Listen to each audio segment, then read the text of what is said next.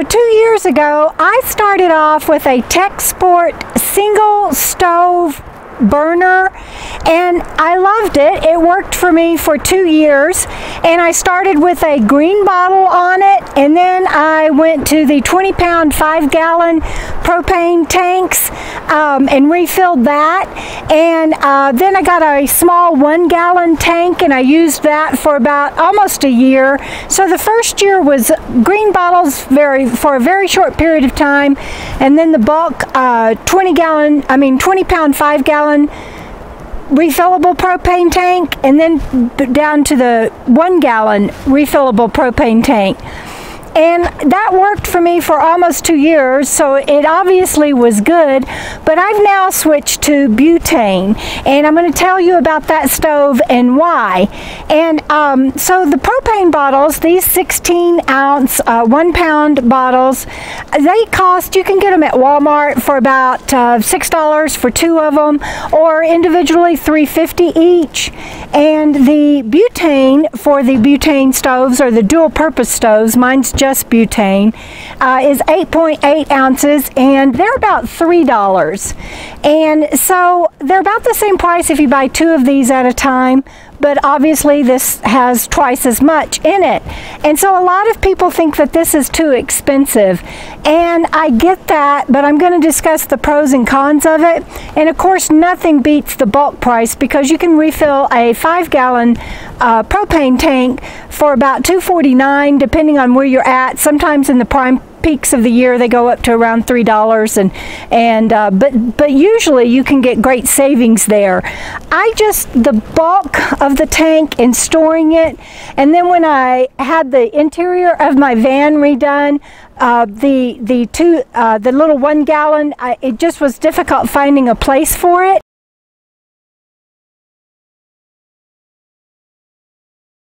And so, so in talking to Robert, I'm not good at technical stuff, so I'm not going to try to make this a technical video, because, you know, consider your source. But generally, they give about the same BTU output, and but butane stoves like this one are often rated to run a bit hotter, and so you can get a little bit of savings from that, because often the butane then will last longer, because per ratio it ends up costing about the same, since it burns hotter and lasts longer. And here are some other features that I like about my Coleman single burner stove, and I put foil underneath it because I use it on a tablecloth, and that's just a precautionary measure. And I also always use a screen around it, and right now I have a metal one that you guys have seen in videos, and Robert is going to make another one, and so that'll be a separate video. But what I like about this is it comes in, here comes Robert, he can hear me videotaping. So here's the screen that he's going to make me that fits perfectly around it, okay? So Robert, come get your screen. I don't have room on my table. Thank you for that. So there's a little preview. When he makes that screen for me, we'll do a video of that. So one of the reasons that I like this is it can control the flame. I haven't found a propane stove that you can do that on. It's either full bore or you get it down and it starts flickering. But this one you can go just like at home in a sticks and bricks, all the way from low up to high, and I really like that. And so you can control the flame. No lighter is required. You lock it down and you can turn it and it starts. I love that. And also it's an easy gas install. These cans, they just slide right in here, and that's all there is to it. So it's easy. You don't have to screw it. You don't have to get it lined up right. You don't have to make sure that it's not skewed. And so I really like that. And this stove, it doesn't tip. Forever, depending on what I was trying to cook with my Texsport, it might tip over. And it's not that brand, so I'm not slamming that brand. It's a good brand. Even the Coleman single burners, they tend to tip, and this one does. says that, and the reason that they do is because they have to have an arm coming off of them to attach to the propane tank, whether you're attaching it to a hose to go to a big tank or to one of these green bottles. And so this might have a larger footprint than a small single burner, but the form is better for me, and the stability. Plus, when you have an arm coming into the tank, you've got a fitting that goes to the stove, and you've got a fitting that goes to the tank itself. And so there's two places that you have to worry about leaks. And on this one, it will not lock down and be ready to light if there's an issue. It has sensors in it. So it's just kind of carefree for me and stress-free. And I really like that.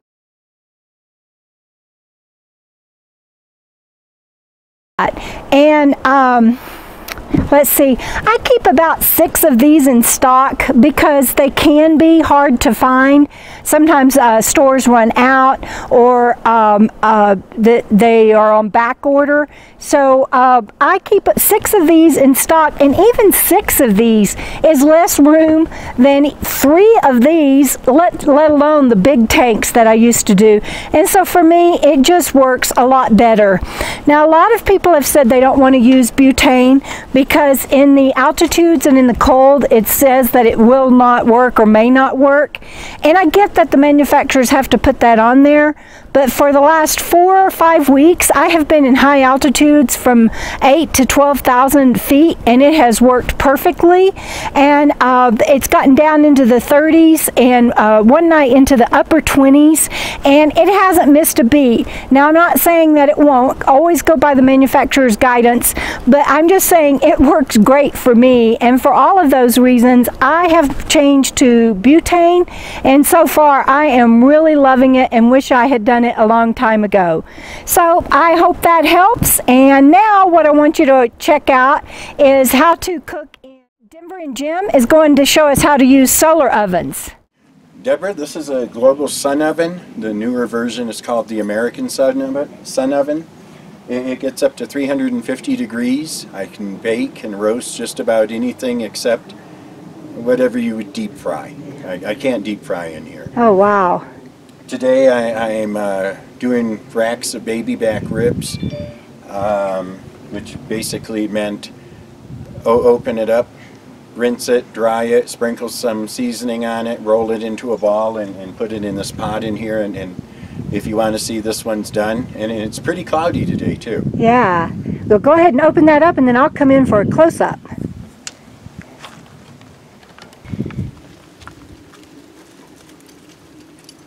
Yum. Thank you. You're welcome. And I use 3 and soon to be 4 different types of solar oven or cooker. The farthest one is called a SOS Sport Oven. The next one is called a Sunflair solar cooker. They work, each one works a little differently. Each one has its own high points and low points, and as a combination you can cook a lot of food at once. That is amazing. And what is the one that you're about to test out for Bob? The all-season solar cooker. Okay, cool. Which is like the Sunflair over here. It folds up flat and takes up very little room in between uses. So that I think it would be really great for RVers and especially van people, because they don't have a lot of room to store something big like this. Yeah, I was wondering, and do you feel like it cooks as well as the others? Yeah, it cooks differently. Some things take longer, but it does just as well, and it's the least expensive. It folds up.